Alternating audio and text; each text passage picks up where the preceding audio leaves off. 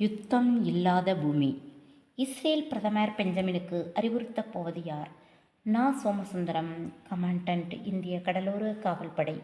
இன்று காலை பரபரப்புடனேயே விடுகிறது. உலகமே இஸ்ரேல் மற்றும் அதன் ஆதரவாளர்கள் பக்கமும் ஈரானும் அதன் எதிர்ப்பின் அச்சு ஒரு பக்கமுமாக நின்று இன்றைய தினத்தின் விடியலை பரபரப்புடனே எதிர்கொள்கிறது. காரணம், சென்ற வருடம் இதே நாளில் இஸ்ரேலின் மீது ஹமாஸ் நடத்திய தாக்குதல். அதன் விளைவாக உலகமே இரு துருவங்களாகி கடந்த ஒரு வருடத்தையும் மானுடத்தின் துயர்மிகு காலமாக கடந்திருக்கிறது.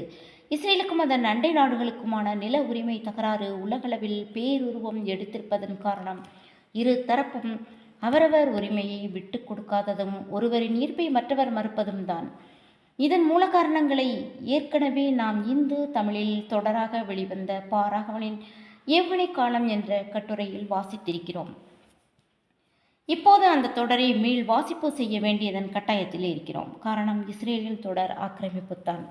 1948 சிறிய அளவில் ஐக்கிய நாடுகள் மற்றும் மேலை நாடுகளின் உதவியுடன் மேற்காசியாவில் தனது பூர்வாசிரமான ஜெருசலத்தை மையமாக கொண்டு இடம் பிடித்த இஸ்ரேல் இன்று எந்தளவில் நில ஆக்கிரமிப்பு செய்திருக்கிறது என்பதை அந்நாடு வெவ்வேறு காலகட்டங்களில் நிகழ்த்திய நில ஆக்கிரமிப்பு மற்றும் எல்லை விரிவாக்கம் மூலம் அறியலாம்.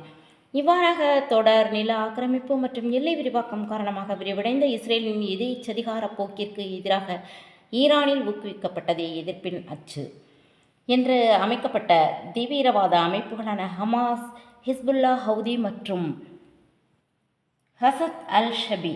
இரண்டாம் உலகப் போருக்கு பிறகு ஐக்கிய நாடுகள் மற்றும் ஐரோப்பிய நாடுகளின் ஆதரவுடன் யூதர்களின் தாயகமாக தோற்றுவிக்கப்பட்ட இஸ்ரேலுக்கு மத ரீதியான எதிர்ப்பை அண்டை அரபு நாடுகள் தெரிவித்தாலும், ஐநா சபை மற்றும் அமெரிக்காவின் ஆதரவினாலும் ஏனைய உலக நாடுகளின் கள்ள மௌனத்தினாலும் அரபு நாடுகளுக்கிடையே ஒற்றுமையின்மை காரணமாகவும் இஸ்ரேல் இன்று விஸ்வரூபம் எடுத்திருக்கிறது. சென்ற வருடம் இதே நாளில் ஹமாஸ் தனது நாட்டின் மீது நடத்திய தாக்குதலை சாக்காக கொண்டு இஸ்ரேல் இந்நாள் வரை 41,000க்கும் மேற்பட்ட பாலஸ்தீன மக்களை பழிவாங்கியிருக்கிறது. நேற்று லெபனான் மீதான தாக்குதலில் கூட 4,000க்கும் மேற்பட்ட லெபனானியரை பலிகொண்டது மட்டுமல்லாமல் 12 லட்சம் லெபனானியர்களை அகதிகளாக்கியிருக்கிறது. இஸ்ரேலின் இந்த எதிர்ச்சதிகார போக்கை கண்டித்த ஐநா சபை செயலர் தலைவர் அண்டோனியோ குத்தேரஸை தனது நாட்டுக்குள் நுழைய தடை விதிக்கும் அளவுக்கு விஸ்வரூபம் எடுத்துவிட்ட இஸ்ரேல் ஒரு உருள் பெருந்தேராக தனது பாதையில் எதிர்ப்படும் அனைத்தையும் நிர்மூலமாக்கி தனது இரத்த தடத்தை பதித்து வருகிறது. வரும் நவம்பரில் நடக்கவிருக்கும் அமெரிக்க அதிபர் தேர்தலில் குடியரசுக் கட்சியின் வேட்பாளரான ட்ரம்ப் வெளிப்படையாக ஈரானுக்கு எதிரான நிலைப்பாட்டை வெளிப்படுத்தி வருகிறார். ஈரானின் அணு ஆயுத நிலையங்களை தகர்க்கும்படியும் பின்விளைவுகளை பார்த்து கொள்ளலாம் என்றும் பொறுப்பற்றி பேசி வருகிறார். கமலா ஹாரிஸோ தனது கணவர் ஒரு யூதர் என்ற காரணத்தால் மிதவாத போக்கை கடைபிடித்து வருகிறார். இருவரும் அமெரிக்காவின் முக்கிய வாக்கு வங்கிகளான யூதர்களையும் இஸ்லாமியர்களையும் குறிவைத்து தேர்தல் பிரச்சாரம் மேற்கொண்டு வருகின்றனர். இதற்கிடையே தனது நிலையை தக்க வைப்பதற்காகவும் யூதர்களின் தாயகமான இஸ்ரேலை கருத்தாக்கம் மற்றும் செயலாக்கம் செய்து வெற்றி கண்ட ஜியோனிஸ்டுகள், யூத மத குருமார்கள் மற்றும் தீவிர வலதுசாரிகள் கொடுக்கும் அழுத்தம் காரணமாகவும் பாலஸ்தீன மற்றும் அண்டை அரபு நாடுகளான லெபனான், சிரியா, ஈரான் இவற்றின் மீது தீவிர தாக்குதலை தொடர்ந்து இஸ்ரேலின் பிரதமர் பெஞ்சமின் நெதன்யாகு மேற்கொண்டு வருகிறார். உளவியல் கூற்றின்படி யாரொருவர் கடுமையான உள்ள தாக்குதலுக்கு ஆவாரோ அவர் பிறர் மீது அதைவிட கடுமையான உள்ள தாக்குதலை நடத்துவார்.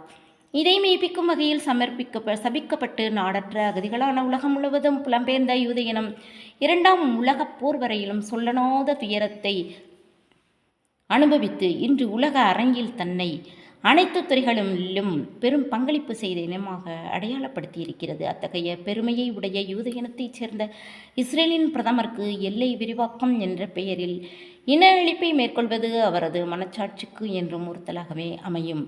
ஆயிரக்கணக்கான மக்களை காவு கொண்டும் லட்சக்கணக்கான மக்களை புலம்பெயர செய்தும் தொடரும் இந்த யுத்தம் என்ற பெயரிலான இன அழித்தொழிப்பு இனியனும் முடிவுக்கு வர வேண்டும். அதற்கு உலக நாடுகள் தமது கள்ள மௌனத்தையும் தாம் அடையவிருக்கும் பலாபலன்களையும் விடுத்து உலக அமைதி வேண்டியும் மானுட நேயத்தை கருத்தில் கொண்டும் தமது கூட்டு மனச்சாட்சியுடன் செயல்பட்டு உலக அமைதி நிலவ முயல வேண்டும். அறத்திற்கே அன்புசார் என்ப அறியார் மரத்திற்கும் அதே துணை என்று திருவள்ளுவர் அன்புடைமை அதிகாரத்தில் வலியுறுத்துகிறார்.